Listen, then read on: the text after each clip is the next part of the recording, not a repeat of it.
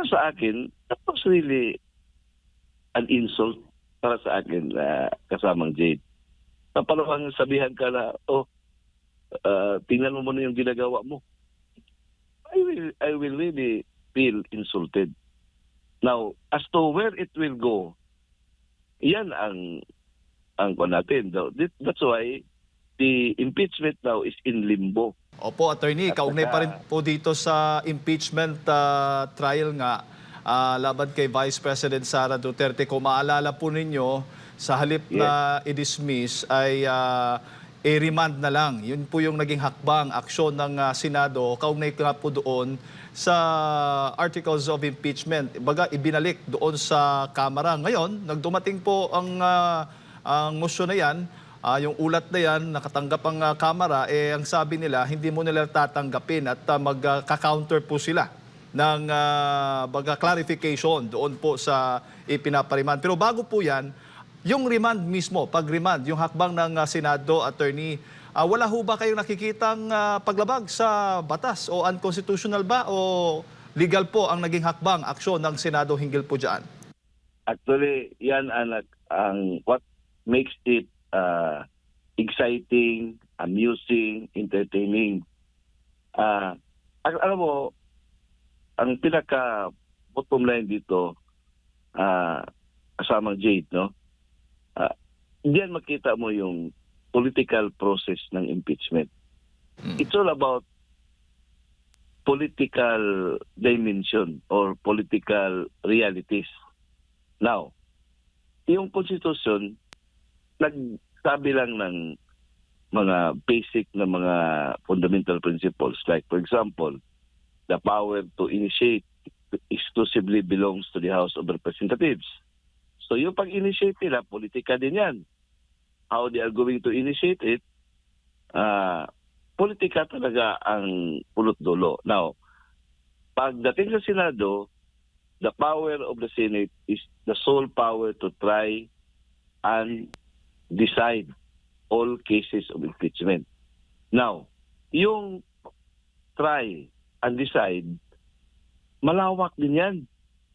So, yung decision nila to remand instead to dismiss, para sa akin, that is well within that parameter. Now, sabi ni Senator Amy Marcos, PSKL, saan kalulugar? Actually, yan, tama talaga yan. Kung pabor ka kay Vice President Sara Duterte, natuwa tayo. Dahil parang punto sa kanya yan. Kasi remand, balik doon sa House of Representatives. Yun naman mga ayaw dyan, yung mga pro-impeachment, galit sila. Now, ito ang nakatawa. Dahil ang bloodbath, sila na ngayon nag-aaway. Ang dalawang kapulungan, yung House at saka yung Senate. Now, kung hindi tanggapin ng House, para sa akin, that was really an insult para sa akin kasamang Jade. Napalawang sabihan ka na, tingnan mo muna yung ginagawa mo. I will really feel insulted. Now, as to where it will go, yan ang ko natin. That's why the impeachment now is in limbo. Yung pangalawang kondisyon, hindi man nila ma-comply ngayon dahil what they are going to decide now will not bind the 20th House of Representatives na may sarili ring decision the moment it will be convened. So back to, parang stalemate ito. Now, ang mag-determine naman diyan ngayon, pag open ng 20th Congress, politika naman kasama Jade.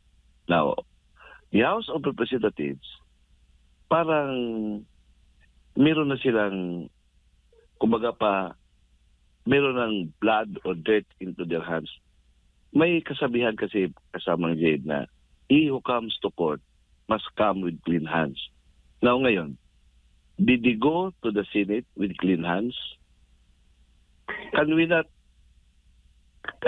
just disregard the admission of their own peer or peers for that matter, like the admission of the no less than the campaign manager of the Alianza, si Congressman Toby Tiangco, na ang pagpirma pala ng impeachment, although we know na politika man talaga, pero lantaran yun eh. How are they going to justify it morally? No. So, they cannot have the parang monopoly of sabihin natin, yung good faith, na mismo yung kasama nyo, nagsabi na hindi yun pure na decision ninyo to impeach VP Sara because sabi nga ni Congressman Tiangco, napilitan because there is money in it. May consideration.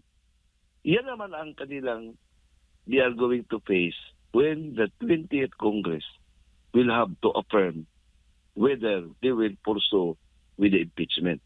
So away ito lang, kumbaga pa, public opinion. Nakita naman natin sa resulta sa 2025 elections.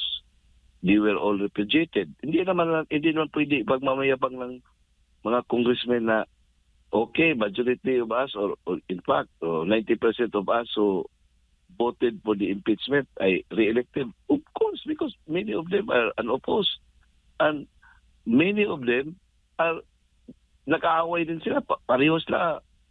Ang isa, tumakbong gobernador, ang isa, tumakbong congressman, ang pinatakbo naman ng kalaban na gobernador ay kasama rin sila sa isang grupo na pamilya or grupo na pro-impeachment. So, hindi masasabi. Ang tao, walang clear cut doon na tumakbo sila na ang kalaban nila anti-impeachment na nanalo sila. Hindi. Kasi karamihan doon sa all over the country, yung alyansa nila, sila lang mismo nag-away. So, both of them sa nagtakbuhan sa bawat distrito, we're all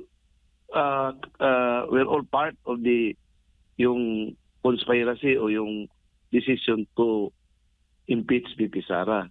Ang tingnan natin yung decision ng mga tao sa senators. Kasi lahat ang kampanya ng mga senators noon, kung iboto niyo kami, you are voting us because you don't like that VP Sara will be convicted. Kaya nga nanalo sa Mindanao halos lahat in Duterte. Oh. Yan ang barometro diyan. Hindi yung barometro doon na nanalo pa rin sila kahit nag-sign sila. Kasi most of them, as I said, walang kalaban, unopposed. Or kung mayroon mang kalaban, sila mismo naglalaban.